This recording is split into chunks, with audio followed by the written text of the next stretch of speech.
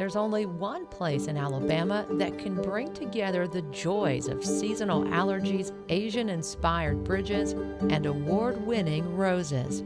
It's Bellingrath Gardens and Home. Drive south past Mobile to Theodore, Alabama, situated on the banks of the Fowl River. Bellingrath Gardens is home to unique wildlife and birding habitats, which adds all kinds of complications with the day-to-day logistics. One man readily accepts this challenge. I'm Bill Barrick, the Executive Director of Bellingrath Gardens and Home, and this is my Alabama life.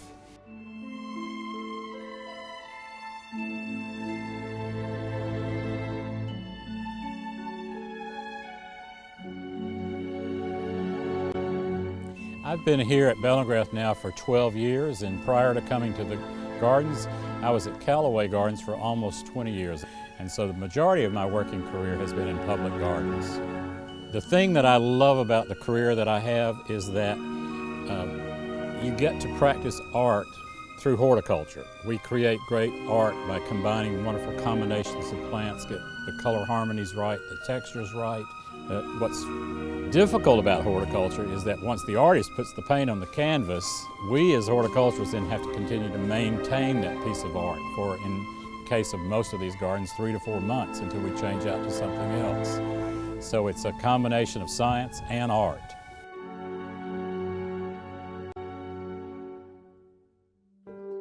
I always think that a garden is a place for peaceful reflection. And I know that visitors come to the gardens oftentimes troubled. And by walking through this garden and seeing the beautiful surroundings and the beautiful flowers that are in bloom, we know that people go away being inspired.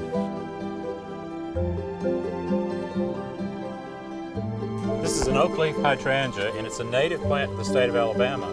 And some of the best selections of this plant were discovered by a nurseryman near Birmingham, and called Snowflake, and it's out on the market now. These are amazing plants, and the fragrance is really wonderful, just soft.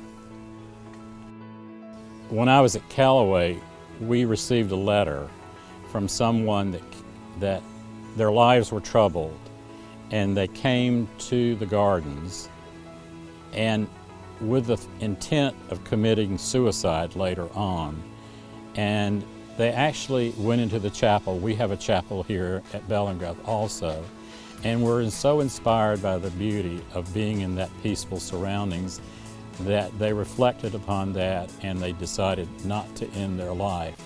So that's a pretty powerful story about what gardens can do and the inspiration that you can get from public gardens. Bellingrath Gardens represents about 65 acres of cultivated gardens. And within this garden, we've probably got hundreds of live oak trees, hundreds of other species of trees. And then in a given year, we probably put several million plants in the ground from season to season. So it's a pretty big operation horticulturally. Bellingrath is always one of the top 10 attractions within the state of Alabama.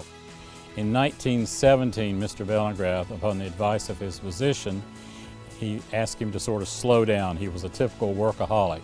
So he bought a fishing camp along the Fowl River, and that was the beginnings of Bellingrath Gardens and Home. Mrs. Bellingrath sort of got suspicious about what all he was doing with his friends down here, so she came down and sort of gussied up the fishing camp. He remarks oftentimes that this just goes to show what a woman can do to ruin a perfectly good fishing camp.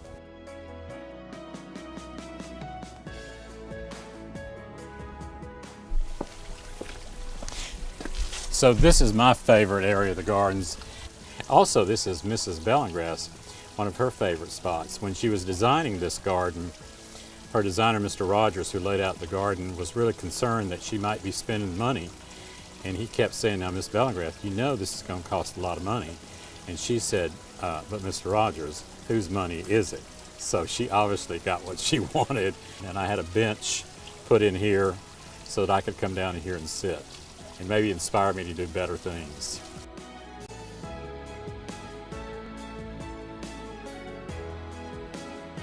And what we hope that visitors come away is a sense about the Bellingraf family, their love for gardens, who wanted to share their garden and hopefully inspire other people to garden and to create beauty in their own surroundings.